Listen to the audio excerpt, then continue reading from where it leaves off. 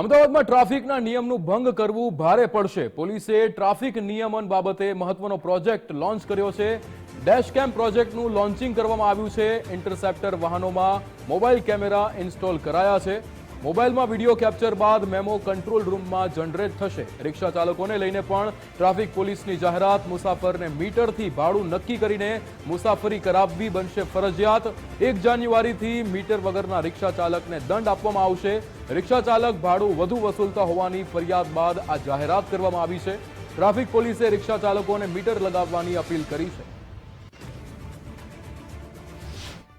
કેમ live video record કરીને cloud server ઉપર મોકલી એમાં જે વાયોલેશન થાય છે એમાં 3 ટાઈપના વાયોલેશન હાલમાં આપણે ફિક્સ કર્યા છે।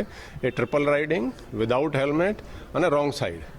એ જે આર્ટિફિશિયલ ઇન્ટેલિજન્સથી જે રીતે કોઈ વાયોલેશન કરશે એના ફોટો આપણે અહીંયા ટ્રાફિકના જે કંટ્રોલ રૂમ છે અહીંયા આવશે અને ગાડીનો નંબર પણ આવશે અને ગાડીના નંબરથી એનઆઈસીના સર્વરથી એના ઓનર કોણ છે એની બધી વિગતો આવશે અને એના જ વિગતોથી મેળવીને જે મોબાઈલ નંબર છે એના ઉપર મેસેજ જતો રહેશે કે તમારે હવે આ ફાઇન હેલ્મેટ વગરના છો તમે કે તમે રોંગ સાઈડમાં ચાલી રહ્યા છો કે ટ્રિપલ રાઇડિંગ છે એનો ફાઇન પણ એ સિસ્ટમથી જ એ લોકોને મેસેજ પહોંચશે। અમદાવાદ શહેરમાં હવે ટ્રાફિકના નિયમોનો ભંગ કરવું ભારે પડી શકે છે। તેમાં 3 સવારી, હેલ્મેટ અને રોંગ સાઈડ આ ત્રણેય માટે એક નવો પ્રોજેક્ટ લોન્ચ કરવામાં આવ્યો છે અમદાવાદ શહેર ટ્રાફિક પોલીસ દ્વારા, જેનું નામ છે ડેશકેમ પ્રોજેક્ટ। આ ડેશકેમ પ્રોજેક્ટમાં જે પોલીસની પીસીઆર વાન છે સાથે સાથે ઇન્ટરસેપ્ટર જે વેન છે એ વેનમાં મોબાઈલ કેમેરા ઇન્સ્ટોલ કરવામાં આવ્યા છે, જેની મદદ જે ટ્રાફિક નિયમોનો ભંગ કરતા હોય તેમાં 3 મુખ્યત્વે વાતો છે। 3 સવારી હોય અથવા તો હેલ્મેટ નથી પહેર્યું અને રોંગ સાઈડમાં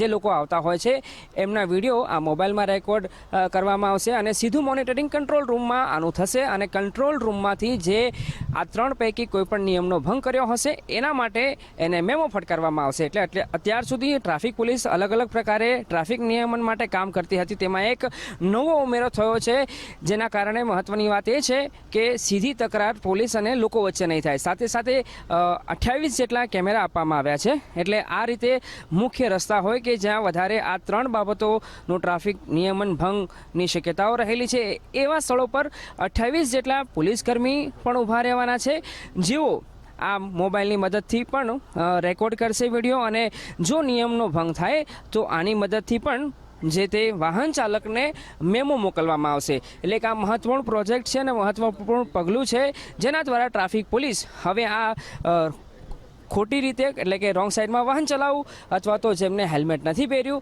અથવા તો જે લોકો 3 સવારી લઈને જતા હોય એમના માટે આ જે ટ્રાફિક પોલીસ છે એ કંઈક આ પ્રકારે કામગીરી કરવા જઈ રહી છે। કેમેરા પર્સન યોગેશ ઠક્કર સાથે અર્પિત દરજી, ગુજરાત ફર્સ્ટ, અમદાવાદ।